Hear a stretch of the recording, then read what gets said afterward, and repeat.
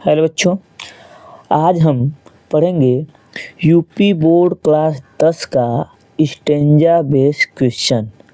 परीक्षा में किस प्रकार से स्टेंजा बेस्ड क्वेश्चन को पूछा जाता है, प्लस एमसीक्यू को भी देखेंगे। मल्टीपल चॉइस क्वेश्चन को भी हम लोग आज कवर करेंगे। ठीक है, तो सबसे पहला चैप्टर है द डस्ट ऑफ स्नो, यानी कि बर्फ के कण। ठीक है, इस चैप्टर को हम लोग कवर करेंगे। ठीक है, इसका स्टेंजा बेस्ड क्वेश्चन देखेंगे, एमसीक्यू देखेंगे। ठीक है, तो आ जाते हैं हम लोग स्टेंजा पे। इसमें केवल 2 ही स्टेंजा दिया हुआ है। ठीक है, तो दोनों स्टेंजा को हम लोग देखेंगे। तो पहला स्टेंजा है द वे ए क्रो सुक down on me the dust of snow from A hemlock tree, यानी कि जो ये कविता दिया हुआ है, पोयम, इसका जो है प्रश्न पूछा जाएगा। ठीक है, वो एक एक लाइन का प्रश्न पूछा जाएगा, आप लोग उसको देंगे। जैसे पहले इसका हिंदी जान लेते हैं। दी वे ए क्रो सुक down on me the dust of snow from A hemlock tree.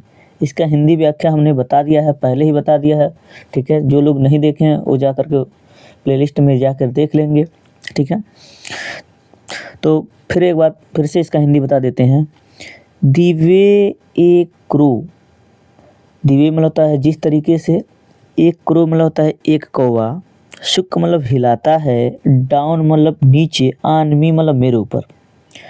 The dust of snow, dust मतलब होता है धूल या कण, ऑफ स्नो मतलब होता है बर्फ के, फ्रॉम मतलब से, ए हेमलॉक ट्री मतलब धतूरे के पेड़ से। यानी कि इसका अर्थ क्या होगा, जिस प्रकार एक कौवा धतूरे के पेड़ से डाली को हिलाता है और बर्फ के जो कण होते हैं वो मेरे ऊपर गिरते हैं, बर्फ के जो कण हैं मेरे ऊपर गिरते हैं। ठीक है, यह रहा इसका हिंदी। अब जो है इसका क्वेश्चन कैसे बनेगा। क्वेश्चन ऐसे दिया हुआ है, where was the poet standing. Where मतलब कहाँ, वाज मतलब था, द पोएट मतलब कवि, स्टैंडिंग मतलब खड़ा, यानी कि कवि कहाँ खड़ा था। ठीक है, तो कहाँ खड़ा था सबको पता है। ठीक है, यानी कि द पोएट कवि, वाज मतलब था, स्टैंडिंग मतलब खड़ा था, अंडर द हेमलॉक ट्री धतूरे के पेड़ के नीचे, धतूरे के पेड़ के नीचे खड़ा था।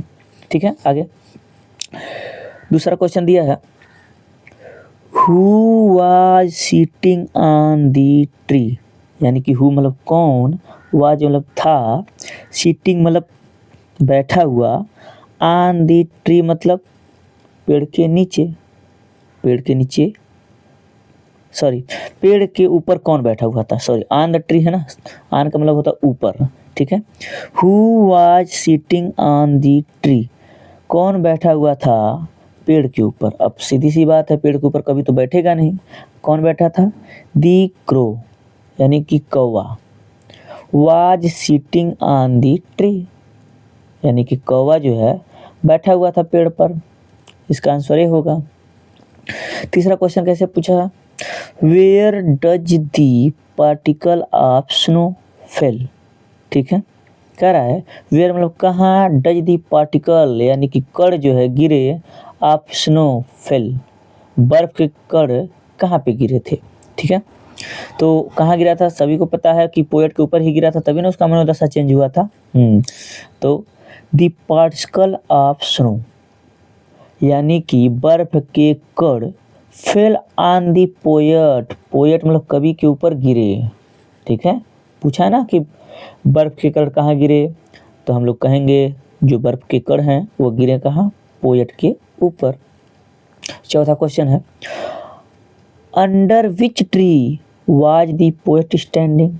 कह रहा है अंडर विच ट्री, किस पेड़ के नीचे, विच मतलब था किस, ट्री मतलब पेड़। ठीक है, अंडर मतलब नीचे, किस पेड़ के नीचे, वाज दी पोएट स्टैंडिंग कभी खड़ा था, किस पेड़ के नीचे कभी खड़ा था। तो देखो सीधी सी बात है कि वो हेमलॉक ट्री यानी धतूरे के पेड़ के नीचे खड़ा था, दी हेमलॉक ट्री। इसका उत्तर ही हो गया, बस शॉर्ट उत्तर हो गया। ठीक है, अब हम चलते हैं दूसरे स्टेंजा पे। दूसरा स्टेंजा क्या है, दिया हुआ है दूसरा stanza, has given my heart a change of mood and saved some part of a day I had rued. यानी कि इसका हिंदी देख लेते हैं।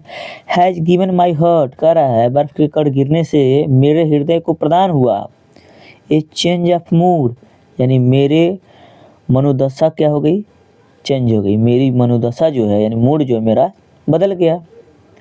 एंड सेव्ड सम पार्ट, और दिन का मतलब एंड सेव्ड सम पार्ट, और कुछ भाग बच गया ऑफ ए डे, दिन का कुछ भाग बच गया आई हैड रूड, जिसे मैं ख़राब कर देता, जिसे मैं ख़राब करने वाला था या जिसे मैं ख़राब कर देता। ठीक है, अब इसका जो है स्टेंजा बेस्ड क्वेश्चन कैसे है ध्यान दीजिए। पहला क्वेश्चन कह रहा है, did the poet remain happy during the rest of the day. ठीक है, कह रहा है कि क्या कभी दिन के बचे हुए भाग में हैप्पी था यानी खुश था, तो सीधी सी बात है हाँ खुश था। ठीक है, उसका आधा दिन तो बचा था इसलिए आधे दिन वो खुश था। ठीक, दूसरा क्वेश्चन कह रहा है, which particle did the crow shake down. अब सीधी सी बात है, घुमा फिरा के एक ही क्वेश्चन पूछ रहा है। विच पार्टिकल्स, किसका कण, did the crow shake down. ठीक है, किसका कण जो है कौवा नीचे गिराता है, तो सीधी सी बात है द पार्टिकल्स ऑफ स्नो, यानी कि बर्फ के कण कभी कभी के ऊपर गिरता है ना, द डस्ट ऑफ स्नो या पार्टिकल ऑफ स्नो। ठीक है, तीसरा क्वेश्चन है, बाय हुम, किसके द्वारा, कह रहा है कि बाय हुम, किसके द्वारा the poet dust of snow is composed, यह कविता जो है किसके द्वारा रचित है, तो सीधी सी बात है इसके जो राइटर हैं या कवि जो हैं रॉबर्ट फ्रॉस्ट हैं। ठीक है, अब यहाँ पे दिया है here I stand for the. अब यहाँ हियर यहाँ पे कौन खड़ा है, यानी कि कौन खड़ा था वहाँ पे, वो आई किसके लिए प्रयोग किया गया है। ठीक है, तो किसके लिए प्रयोग किया है, वो आई जो है द पोएट के लिए किया गया है, कि वहाँ पे पोएट था। ठीक है, पोएट के लिए किया गया, ना कि ट्री के लिए, सॉरी यहाँ पे पोएट होगा। ठीक है, ऑप्शन नंबर सी होगा यानी दी पोएट होगा। ओके, अब हम लोग चलते हैं एमसीक्यू पर। हेलो बच्चों, अब हम लोग देखेंगे एमसीक्यू। ठीक है, जैसे मान लीजिए प्रश्न दे दिया, 4 ऑप्शन देगा। ठीक है, कह रहा एक क्रो कैम, एक कौवा आया, all of a sudden crowing slowly unnoticed. ठीक है, कह रहा है एक कौवा जो अचानक से आया, क्रोइंग काँव काँव करते आया, स्लोली मतलब धीरे आया, या अननोटिस अनदेखा करते हुए, यानी कि वह आया, ठीक है, अनदेखा मतलब कोई उसको नोटिस नहीं किया था। ठीक है, एक क्रो को यानी कौवा को, तो ऑप्शन नंबर हमारा क्या हो जाएगा अननोटिस, अनदेखा। ठीक है, अननोटिस हो जाएगा ऑप्शन नंबर। ठीक है, दूसरा क्वेश्चन कर रहा है दी क्रो सुक डाउन। ठीक है, दी क्रो सुक डाउन यानी कौवा हिलाता है, ठीक है, नीचे तो क्या गिरता है, द डस्ट धूल गिरता है, द स्नो बर्फ गिरता है। ठीक है, द वाटर ड्रॉप्स पानी की बूंदें गिरती है, द डस्ट ऑफ स्नो यानी कि बर्फ के धूल गिरते हैं या बर्फ के कण गिरते हैं। ठीक है, तो ऑप्शन नंबर हमारा क्या हो जाएगा, ऑप्शन नंबर हो जाएगा हमारा डी। तीसरा, who is the poet of this line, या who is the poet of above lines, यानी कि ये जो कविता है किसने लिखा हुआ है, तो सीधी सी बात है रॉबर्ट फ्रॉस्ट हैं। ठीक है, फायर एंड आइस और डस्ट ऑफ स्नो दोनों के राइटर जो हैं रॉबर्ट फ्रॉस्ट हैं। Who was sitting on the tree, पेड़ पे कौन बैठा था, कुक्कू कोयल बैठी थी, गौरैया बैठा था, पिजन मतलब कबूतर बैठा था, एक क्रो कौवा बैठा हुआ था। ठीक है, तो सीधी बताया गया था उसमें crow. Where was the poet standing. ठीक है, कभी कहाँ खड़ा था, under a hemlock tree, under a banyan tree, under a peepal tree, under a neem tree, तो सीधी बात है हेमलॉक ट्री यानी धतूरे के पेड़ के नीचे खड़ा था, ना कि बरगद के, ना ही नीम के, ना ही पीपल के, सीधे खड़ा था हेमलॉक ट्री, तो ऑप्शन नंबर हो जाएगा ए। ठीक है, आगे, what is dust of snow, dust of snow क्या था, यानी कि बर्फ के कण क्या थे, पार्टिकल ऑफ क्ले मतलब मिट्टी के कण थे, नहीं।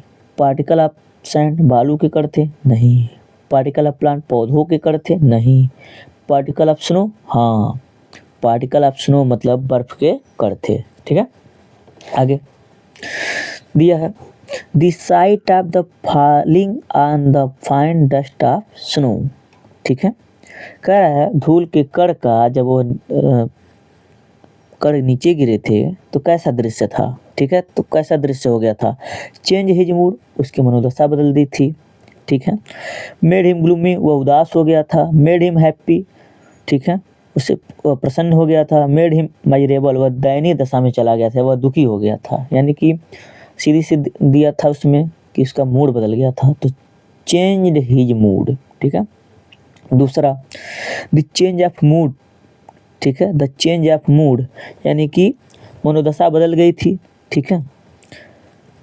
सैडन द पोएट, कभी दुखी हो गया था, यानी मूड उसका बदला था तो कभी क्या हो गया था, दुखी, नहीं। ग्रीव्ड द पोएट, कभी दुखी महसूस किया, नहीं। चीयर द पोएट, कभी खुश हो गया, ठीक है। तो हाँ, ऑप्शन नंबर सी होगा कि कभी क्या हो गया, खुश। अपसेट दी पोएट, कभी दुखी हो गया, नहीं। तीनों नहीं हुआ, वो खुश हो गया, चीयर दी पोएट, तो ऑप्शन नंबर हो जाएगा दूसरे का सी, ठीक है। फिर दिया है तीसरा, earlier the poet had failed, ठीक है। शुरुआत में पोएट कैसा महसूस कर रहा था, ठीक है, शुरुआत में पोएट कैसा महसूस कर रहा था, ठीक है।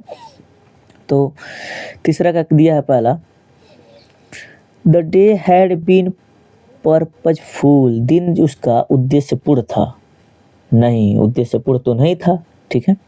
The day had been be well utilise, दिन को सही तरीके से यूज किया गया, नहीं, ये भी ऑप्शन नहीं है, ठीक है। तीसरा, the day had been well spent, उसका दिन अच्छा बीता था, नहीं। The whole day had been wasted, ठीक है, कह रहा है कि उसका पूरा दिन खराब होने से बच गया था, तो ठीक है। तो ऑप्शन नंबर हमारा क्या हो जाएगा, D, the whole day had been wasted, पूरा दिन क्या हो जाता, खराब हो जाता। यह महसूस किया था शुरू शुरू में उसने कि पूरा दिन क्या हो जाता, खराब हो जाता, ठीक है।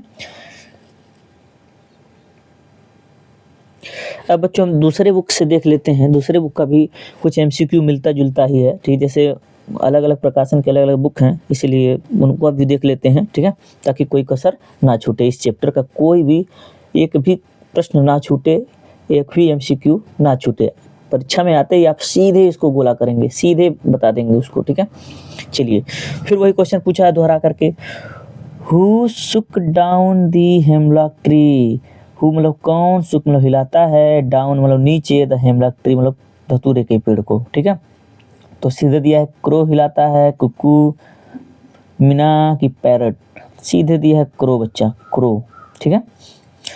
वाट फेल ऑन दी पोएट, कवि पर क्या गिरा, सीधी बात है, डस्ट ऑफ ट्री, पेड़ का कण गिरा, नहीं। डस्ट ऑफ स्नो, ठीक है, डस्ट ऑफ स्नो, ठीक है, बर्फ के कण गिरे, ठीक है, बर्फ के कण गिरे, तो ऑप्शन नंबर हमारा ए होगा, ना कि डस्ट ऑफ रैन, ना कि डस्ट ऑफ क्रो, ठीक है, dust of snow. In what mood was the poet earlier, कह रहा है in what mood was the poet earlier, कवि पहले किस मूड में था, ठीक है, पहले किस मूड में था, ना खुश था, ना हैप्पी था, सैड मतलब दुखी था, ठीक है, गुड मतलब भी नहीं होगा, यानी कि सैड मतलब पहले क्या था, दुखी था। वाट वाज दी इफेक्ट, क्या प्रभाव पड़ा, of the fall of the dust of snow on the poet, जब कवि के ऊपर बर्फ के कण गिरे तो कवि के ऊपर क्या प्रभाव पड़ा, चेंज्ड हिज मूड, उसका मनोदशा बदल गया, यही ना, हाँ, ना कि उसका भाग्य बदल गया, लक बदल गया, नहीं। उसकी जॉब बदल गई, नहीं। उसका कलर बदल गया, नहीं। चेंज हिज मूड, उसकी मनोदशा बदल गई, ठीक है। पांचवा, what was saved for the poet, कवि के लिए क्या बचा था, ठीक है, कौआ बचा था, क्रो नहीं। पेड़ बचा था, नहीं। स्नो बर्फ बचा था, नहीं। Some part of the day, दिन का कुछ भाग बच गया था, सही बात है, दिन का उसका कुछ भाग बच गया था, ठीक है। आगे, दी पोएट सेज, कवि कहता है, ऑफ ए डे, कि एक दिन के बारे में, आई हैड रूइड, जिसे मैं खराब करने वाला था, what is the meaning of the ruined, तो रूइड का क्या अर्थ हुआ, रूइंड हुआ, रूल्ड हुआ कि हेल्ड इन रिगार्ड, ठीक है, हेल्ड इन रिगार्ड होगा बच्चों, हेल्ड इन रिगार्ड, ठीक है। आगे, what is the rhyme scheme of the poem, कविता का तुक क्या है। अब कविता का तुक निकालने के लिए बच्चों जैसे होता है ना कि कोई हम संवाद करते हैं तो लास्ट में क्या आता है, उसका तुकबंदी होता है, ठीक है। तो तुकबंदी तो हाई स्कूल की परीक्षा में पूछा नहीं गया है, इसलिए इसको हम लोग छोड़ रहे हैं, ठीक है। आगे, हाँ दिया है, name the poetic device use in the line and saved some part, कह रहा पंक्ति में कौन सा अलंकार प्रयुक्त किया गया है, ठीक है। एंड सेव्ड सम पार्ट यानी कुछ भाग, तो ये एलिट्रेशन है, ठीक है, सीधे एलिट्रेशन। अलंकार नहीं जानते हैं वालों तो अगली वीडियो में ग्रामर वाले में अलंकार को पढ़ा दिया जाएगा, ठीक है। लेकिन अलंकार कक्षा 10 में नहीं पूछा जाता है, ठीक है, इसलिए इसको हम उतना ध्यान नहीं दे रहे हैं, तुकबंदी को और अलंकार को, ये दोनों क्वेश्चनों को, ठीक है। नवा, what does dust of snow represent, बर्फ की धूल क्या दर्शाती है, ठीक है, बर्फ की धूल क्या दर्शाती है, हीलिंग पावर ऑफ नेचर, प्रकृति का एक मरहम जैसा शक्ति, ठीक है, healing power of nature. Particle of snow, बर्फ के कण, कूल वेदर, ठंडा मौसम, नन ऑफ द एबव, कोई नहीं, तो ये हो जाएगा healing power of the nature, यानी प्रकृति के द्वारा एक प्रकार से मलहम वाली शक्ति, ठीक है।